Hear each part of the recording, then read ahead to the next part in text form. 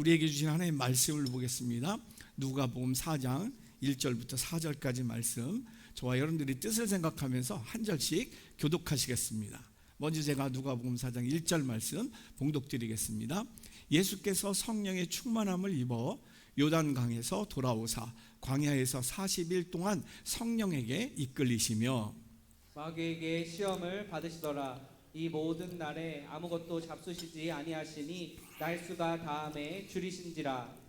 마귀가 이르되 네가 만일 하나님의 아들이거든 이 돌들에게 명하여 떡이 되게 하라. 예수께서 대답하시되 기록된 바 사람이 떡으로만 살 것이 아니라 하였느니라. 아멘.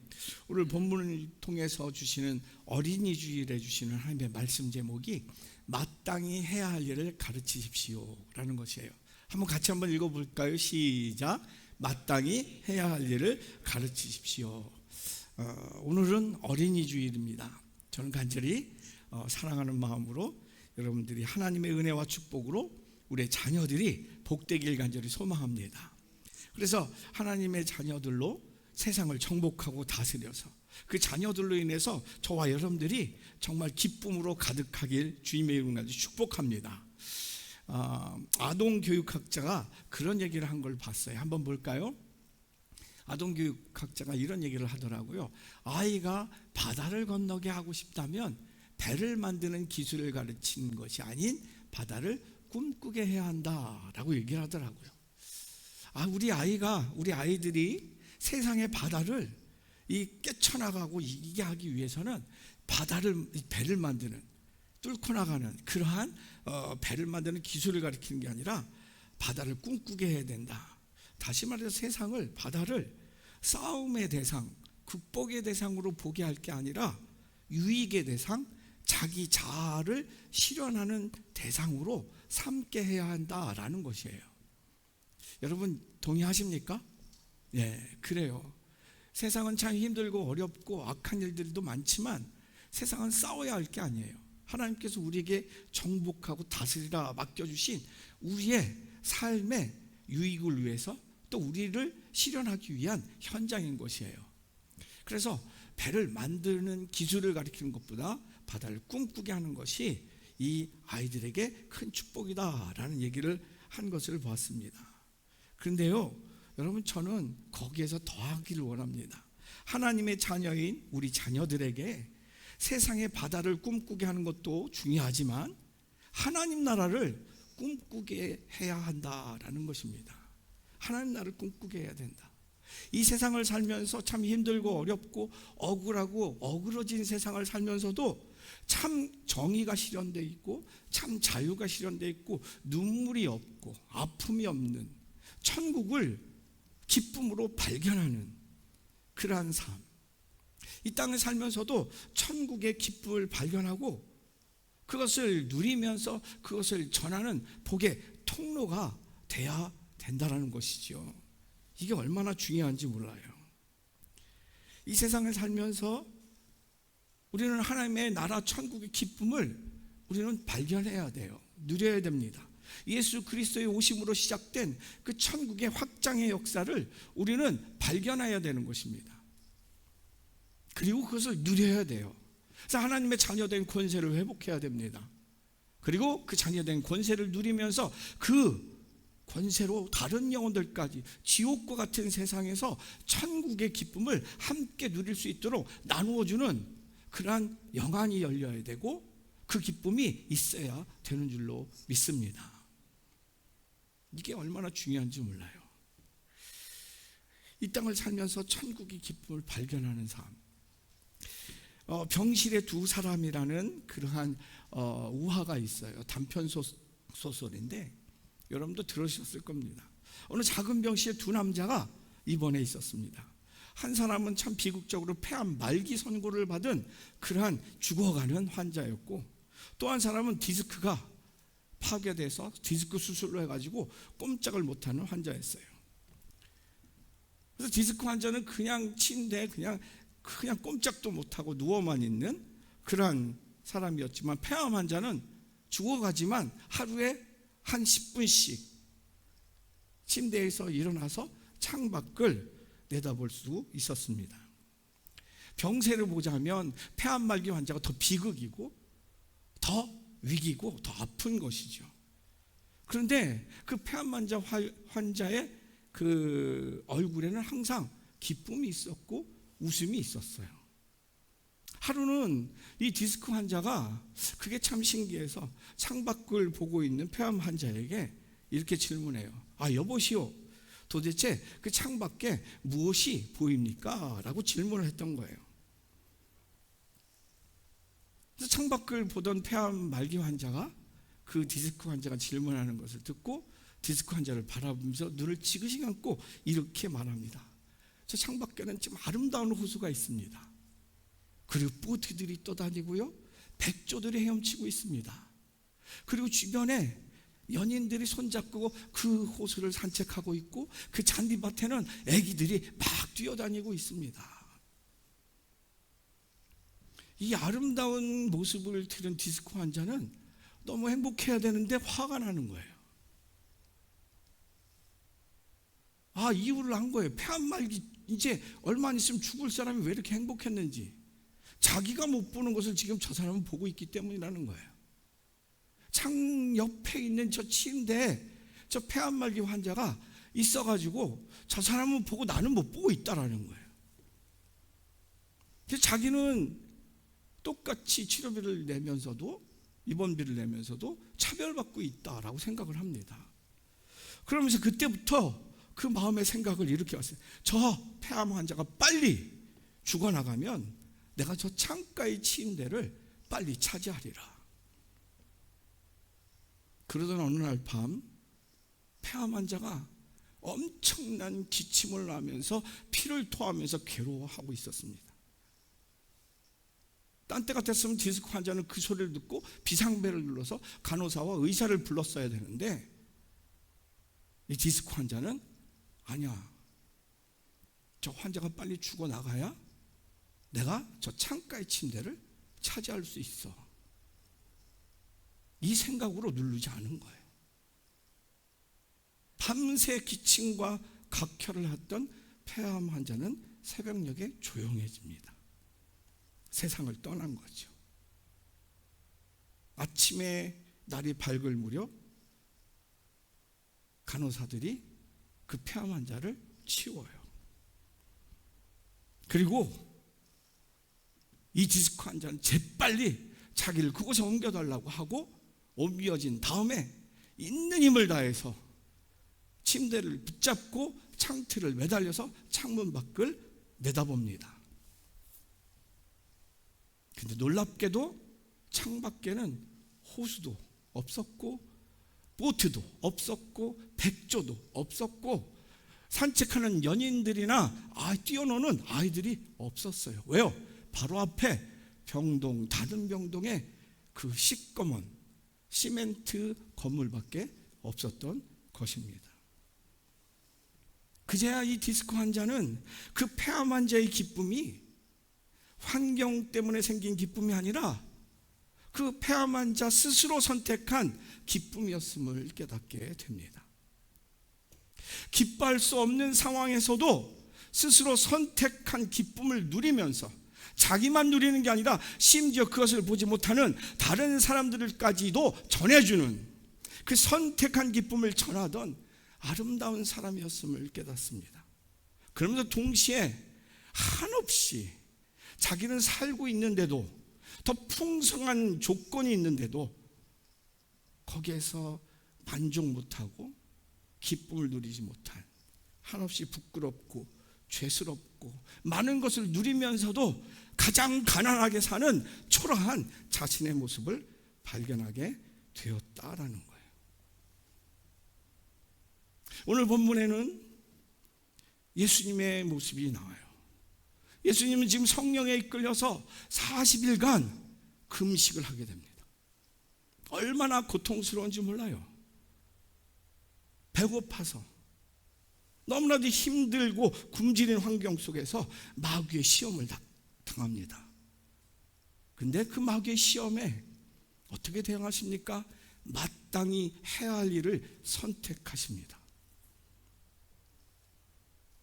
천국의 구원의 기쁨을 선택하셔서 승리하시는 예수 그리스도의 모습이 오늘 본문에 기록되어 있는 것입니다. 사랑하는 성도 여러분, 저는 여러분들이 오늘 예배를 드리면서 오늘 이 본문 말씀을 묵상하면서 여러분의 삶에 마땅히 해야 할 일, 환경을 뛰어넘으면서 주시는 하나님의 기쁨을 선택하는 바른 선택을 통해서 예수 그리스도의 승리가 여러분의 삶에도 있길 주님의 이름으로 간절히 축원합니다. 여러분만 행복한 게 아니라 그러한 여러분들 인해서 여러분의 가정이 행복하고 여러분의 일터의 동료들과 제자들이 행복하길, 우리 교회 성도들과 우리 성도님들, 우리 교사들이 가르치는 아이들이 행복하길 주님의 이름으로 간절히 축원합니다. 그래서 오늘 본문을 통해서 보면 마땅히 해야 할 일은 무언가 한번 볼까요? 우리가 마땅히 해야 할 일, 마땅히 선택해야 할 일, 그것은 바로 하나님이 주신 사명이라는 것입니다. 실존주의 신학자 폴 틸리가 이런 얘기를 했어요. 제가 몇 번 얘기를 했어요. 한번 볼까요? 사명은 존재보다 앞선다. 우리의 삶 이전에 이미 우리의 삶을 향한 하나님의 계획이 있다라는 것이에요. 우리의 삶을 이 땅에 보내시기 전에, 우리의 가정을 이루기 전에 하나님께서 계획을 가지시고 우리의 삶을 보내셨다라는 겁니다. 우리의 삶은 하나님의 계획 가운데 있는 존재예요. 그 계획은 선한 계획, 사랑의 계획, 풍성한 계획, 축복의 계획인 줄로 믿습니다.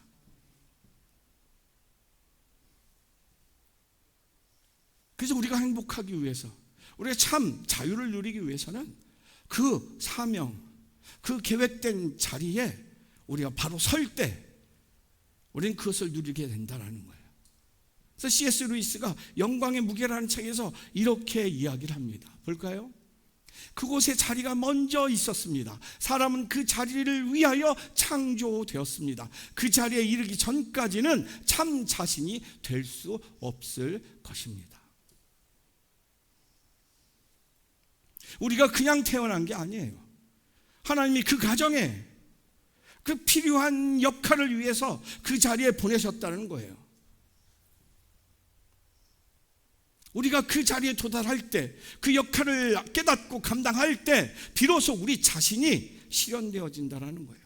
거기에 여호와 이레, 그 역할을 감당할 때 주시려고 하는 그 사랑과 은혜와 축복, 그 능력의 역사들, 그 승리의 기쁨들이 그 자리에 있다라는 것입니다. 그 사명의 자리, 거기에 하나님의 예비하심이 있어요. 하나님의 도우심이 있어요. 내 힘으로는 안 되는 일들도 그 사명을 왜 맡겨셨을까? 나는 할 수 없는데, 이 상황에는 절대로 불가능한데 저 사람을 어떻게 바꾸어? 어떻게 이 구조적인 이 악을 어떻게 해결해? 그런데 그 자리에 그 하나님의 사명을 붙들고 꿋꿋이 서 있는 그 모습을 통해서 하나님은 하나님의 능력의 역사로 그 일들을 이루어 가신다라는 거예요. 그래서 마귀는 그것을 못하게 공격을 합니다. 마귀가 공격할 때 어떻게 공격하는지 아세요? 우리에게 본질보다는 비본질에 충만하게 하게, 집중하게 합니다. 사명이 본질인데 사명보다는 내가 처한 환경에 집중하게 해요. 조건에 집중하게 해요. 나의 대우에 집중하게 해요. 나를 어떻게 대우하는지, 이 가정의 공동체에서 나를 어떻게 대우하는지, 이 직장의 공동체에서, 이 교회 공동체에서 나를 어떻게 대우하는지 거기에 집중하게 해요. 근데 대우를 따져볼 때 여러분, 만족하는 공동체가 있던가요? 없어요. 사탄 마귀는 본질을 잃어버리고 비본질에, 사명을 잃어버리고 환경과 조건과 대우에 집중하게 합니다. 예수님의 배고픔을 공격하는 거예요. 그러면서 행복은 우리의 욕망을, 우리의 환경을 먼저 채워야 한다라고 사명보다 환경에 집중하도록 속이고 있습니다. 수단과 방법을 가리지 말고 욕망을 채워라, 환경과 조건을 위해서 싸워라, 노조위원회를 확 나가가지고 하자라는 거예요. 너희가 하고 싶은 것이 진짜 너희를 만든다라고 얘기를 해요.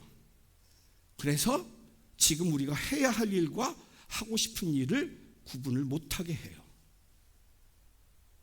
해야 할 일이 본질인데 하고 싶은 비본질의 일에 집중하게, 그게 행복이고 그게 참 자아인 것처럼 속이게 합니다.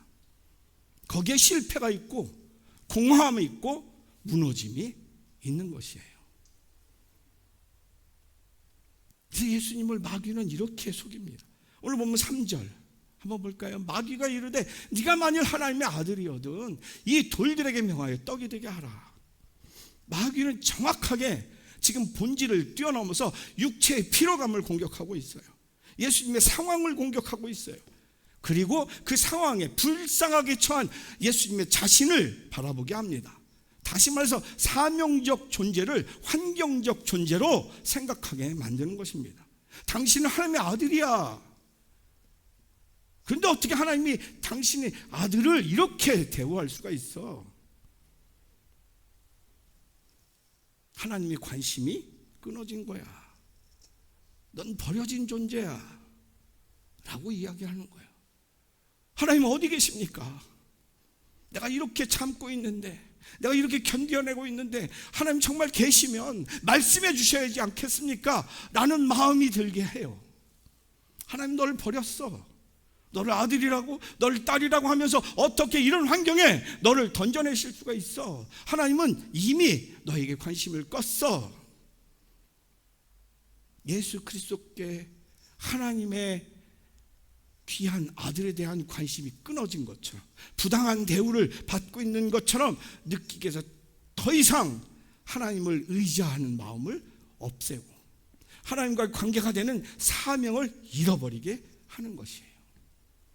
상황을 부각시켜서 존재 가치인 사명을 잃어버리게 해서 참 능력의 통로를 끊어버리는 것이에요. 그러면서 하나님께서 존귀하게 쓰시는 그 사명의 관계성을 끊어버림으로 감사를 잃어버리게 해요.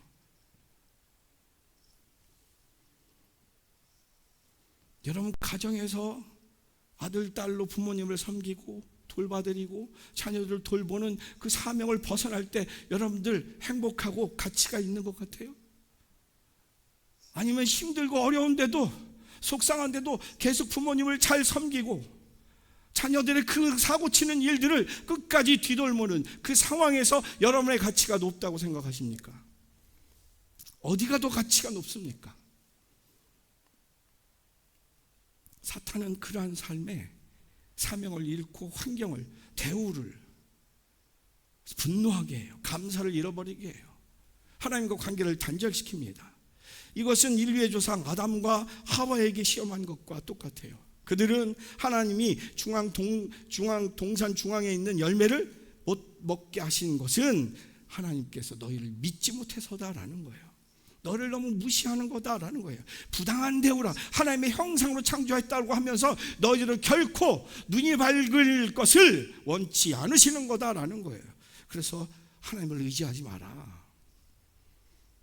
네가 하나님의 아들이면 그 능력으로 네가 해결해라. 돌들을 명하여 떡을 만들면 되지 않느냐? 내 힘으로, 내 능력으로 네가 하고 싶은 것을 해라.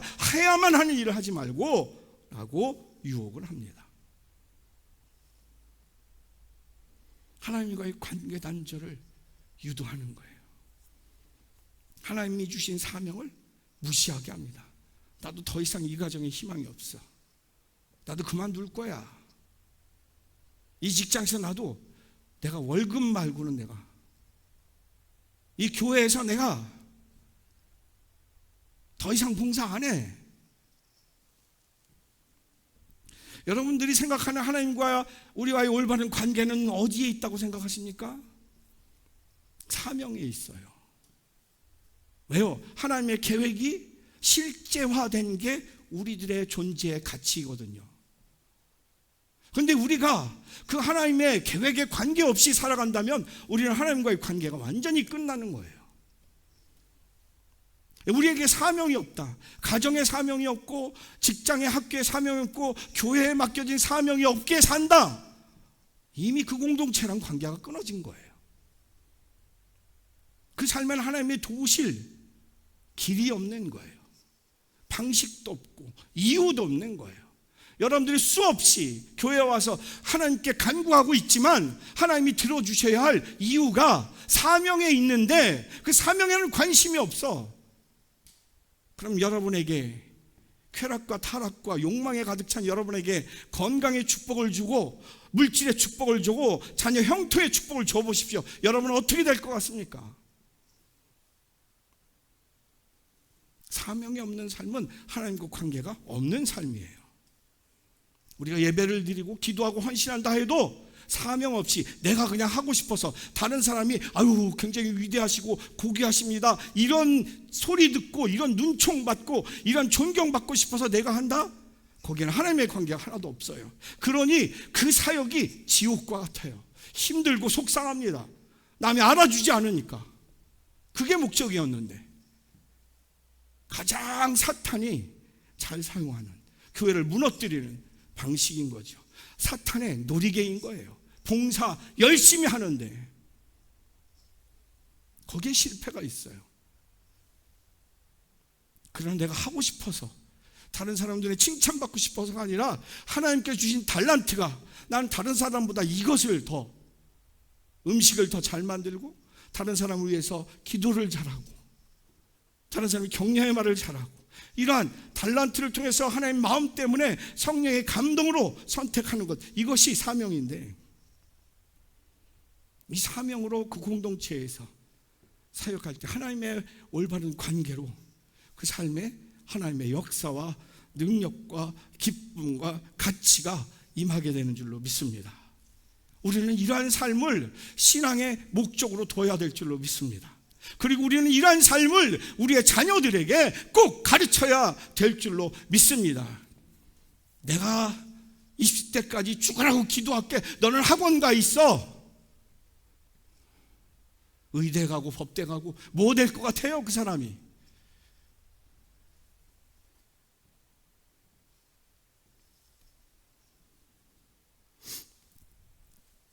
그 기도를 여러분들이 하나님이라면 응답하시겠어요? 죽을 것 같은데 그렇게 응답해주면 판사 되고 검사 되고 뭐하고 정치 들어가고 의사 되고 막 그렇게 하고 산모가 돌아다니다가 죽었어. 지금 받아주는 데가 없어가지고 성형외과나 피부과만 완전히 난리가 났어.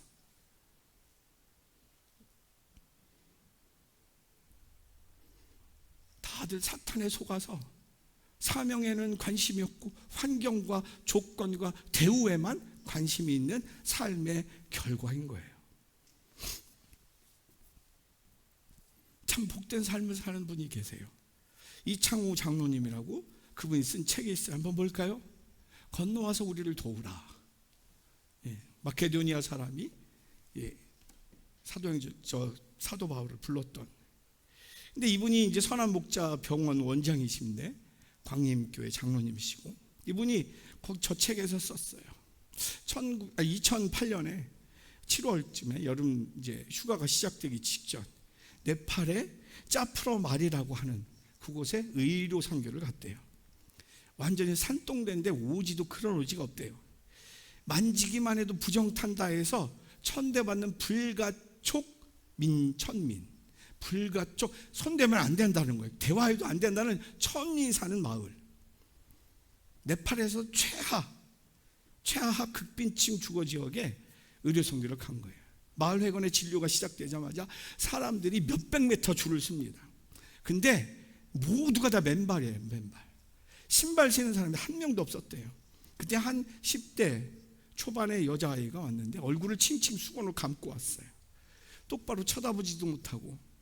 그래서 이 장로님이 왜 얼굴에 수건을 둘렀니? 했더니 말을 못해요. 그래서 그 수건을 풀어보자. 풀었더니 이 턱이 여기에 붙어 있어요. 6살 때 화상 집에 불이 나가지고 거기에 타진 거야. 그래가지고 그때 막 웅크리고 있다가 이게 붙었어요. 한 번도 지금까지 이 턱을 돌려본 적이 없대요. 처절할 정도로 일그러져 있고, 근데 지금 수백 명의 환자가 기다리고 있고 막 들것에 막 싣고 오는 사람들도 있는데, 이 환자를 수술하기 위해서는 너무나 시간이 많이 걸려서 이따가 다 끝나고 밤에 다시 오라고 해서 오게 했어요. 그래서 카메라용 그 플래시, 이 핸드폰 플래시를 켜고 수술을 시작했어요. 쇄골에 붙어있는 턱을 뜯어내고 일그러진 얼굴을 피는 그런 성형수술을 같이, 이분이 정형외과 의사인데 그것까지 한 거예요. 근데 이 수술에 그 마취제가 다 있지 않아가지고 엄청 마취가 안 된 상태에서 하는 건데, 이 소녀는 신음 한 소리 안 냈다는 거예요. 엄청난 고통을 겪었다는 거예요. 그래서 지금껏 얼마나 고통스럽게 이토록 심한 고통도 참는가. 수술하는 동안 너무 안쓰럽고 불쌍했다는 거예요. 근데 감사하게도 수술이 성공적으로 끝나가지고 턱이 이 어깨랑 분리가 됐어요. 그 옆에서 계속 수술을 지켜봤던 동네 사람들이 와 소리를 질렀어요. 다음 날 이틀이 지나고 놀라운 회복이, 기적이 막 나타났대요. 붕대를 풀자 이 아이가 자기가 막 이렇게 돌고 여기가 예뻐진 걸 보고 막 펄쩍펄쩍 뛰고 엄마를 껴안고 의사를 껴안고 막 끼면, 그래서 통역을 통해서 야 너 그러다가 여기 터진다고 그랬는데도 멈추지 않고 그렇게 뛰어다녀요. 이런 게 상급이구나, 이 기쁨이 있어 이 길을 갈 수 있는 거야 라고 했는데, 거기에 하지만 늘 뿌듯함만을 느끼는 것은 아니라는 거예요. 왜요? 마음 한편에 병원 때문에 불안이 있더래요. 강남 한복판에 있는 별들의 전쟁이라고 하는 그러한 곳에 직원 10명을 데리고 선교지를 왔대요. 직원 10명을 데리고 왔으니 이게 문 닫는 건 당연한 일이래요. 선교를 마치고 돌아갈 때 병원의 상황이 과연 어떻게 됐을까? 문 닫게 됐을까? 항상 불안했다는 거예요. 근데 그런 불안이 늘 하나님의 은혜로 매번 그 상황에 맞는 하나님의 채워줌의 은총으로 회복이 되더라는 거예요. 병원의 인지도가 더 높아지고 무릎 수술 환자도 더 늘어났다는 거예요.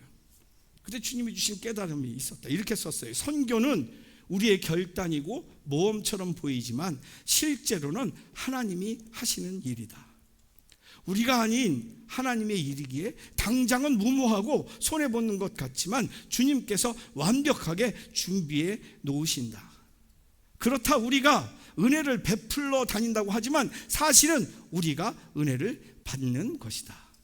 그런데 이렇게 기도하고 끝나요. 하나님의 방향에 우리의 방향을 맞추겠습니다. 하나님이 걸으시는 보폭에 저의 보폭을 맞추겠습니다. 은혜 받은 자의 보폭으로, 은혜를 나누는 자의 보폭으로 언제나 주님을 따르는 병원이 되게 하옵소서. 사랑하는 성도 여러분, 오늘도 마귀는 첫째 아담이 실패했던 그 시험을 똑같이 예수님이 적용해서 하나님에 대한 의심으로, 물질로 실패하도록 유도합니다. 그러나 예수님은 자신이 이 땅에 오신 이유가 자기의 뜻을 펼치기 위해서 온 것이 아니라 나를 보내신 아버지의 뜻을 이루러 온 것을 붙들고 가셨기에, 다시 말해서 신뢰의 사명을 붙들었기에 승리하셨다라는 거예요. 예수님은 요한복음 6장 38절에 이렇게 고백합니다. 같이 읽을까요? 시작.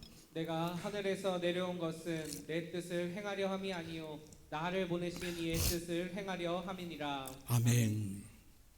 나를 보내신 이의 뜻, 사명, 거기에 내 존재의 이유가 있다라는 거예요. 거기에 내 사역의 능력이 있다라는 것입니다. 이 능력과 승리가 저는 저와 여러분들에게도 있길 간절히 소망합니다. 그 승리를 바라보는 우리들의 자녀들도 그 승리를 꿈꾸게 되기를 간절히 소망합니다. 질문 드리고 마칩니다. 지금 나의 공동체에서 마땅히 해야 할 하나님이 주신 사명은 무엇이 있습니까? 나의 가정 공동체, 직장 공동체, 학교 공동체, 교회 공동체에서 마땅히 하나님, 내가 그 직장에, 그 가정에, 그 일터에, 그 교회에 보낸 그 이유가 무엇이냐라는 거예요. 여러분, 우리가 왜 가정에서 힘들고 직장에서 힘들고 학교에서 힘들고 교회에서 힘든지 아십니까? 목표가 없기 때문에 그래요. 그리고 목표가 있다 할지라도 무가치한 세상 것과 똑같은 가치의 목표가 있기 때문에 그렇습니다. 여러분의 목표를 하나님께 두실 수 있기를 간절히 소망합니다. 그럴 때 비로소 그 공동체에서 여호와 일의 축복이 경험되게 될 줄로 믿습니다. 내가 할 수 없는 일들이 이루어지는 천국의 기적의 역사들이 여러분의 가정에, 여러분의 자녀들에게, 부모님들에게, 여러분의 직장 동료들에게, 우리 교회 성도들에게 임하게 될 줄로 믿습니다. 두 번째 질문이 있어요. 지금 자녀에게 가르치는 여호와 이레와 능력이 되는 사명의 일은 어떤 것이 있습니까? 먼저요, 여러분, 사명, 내가 무슨 사명이 있을까? 막 선교사로 가야 되나? 아니에요. 간단하게 먼저 여러분, 하나님과의 관계성을 먼저 회복하길 간절히 소망합니다. 하나님과의 관계성이 뭔지 아세요? 하나님이 주인이고 나는 그 자녀예요. 내가 내 인생을 결정하는 게 아니라 하나님이 결정하는 거예요. 자녀를 학교를 보내도 무슨 학교를 보낼까? 결혼을 시켜도, 직장을 취직을 시켜도, 내가 무슨 사업을 할까? 어떤 직장을 갈까? 어디로 이사를 갈까? 내가 편해서 가는 게 아니라 하나님이 가라고 하는, 거기서부터 실패가 되는 거예요. 그게 하나님과의 관계성의 무너짐이에요. C.S. 루이스가 그런 얘기를 했어요. 수학에서 잘못 풀었을 때 몇 개만 수정해서 정답을 얻을 수 없다. 처음으로 돌아가서 처음의 정식의 방법으로 다시 풀어야 정답을 얻을 수 있다. 아멘이십니까? 내가 잘못 이사 갔어. 애를 잘못 결혼시켰어. 잘못 취직시켰어. 내가 잘못된 사업을 하고 있어. 거기서 돌이켜야 돼요. 하나님 앞에 이 자리에 이끄셨는데 내가 여기서 무엇하립니까? 포기하라면 포기해야죠. 왜? 생명이 달려있는데. 그게 안 되니까 끌려가는 거예요. 계속 돌들로 떡을 만들며 살아가요. 계속 거기에 실패가 있고 무너짐이 있고 창피함이 있는 거예요. 말씀을 정리합니다. 마땅히 해야 할 일, 마땅히 가르쳐야 할 일, 마땅히 선택해야 할 일, 그것은 바로 하나님이 주신 사명이에요. 그것은 내가 해도 되고 안 해도 되는 게 아니라 내 존재의 근거가 되는 거예요. 근거가 되는 거예요. 거창한 게 아니에요. 가정에서 남편으로, 아내로, 아들로, 딸로, 부모로, 교회에서 목사로, 장로로, 교사로 해야 할 일인 거예요. 이 일. 이걸 조금 환경이 어렵고 그래서 아유 좀 안 했으면 좋겠. 아니에요. 그게 아니에요. 거기에 존재 이유와 가치와 능력과 여호와의 이끄심이 있습니다. 전 여러분들로 인해서 그 축복이 우리들의 자녀들에게 있길, 우리 종로교회 모든 성도들에게 있길 주님의 이름 간절히 축원합니다.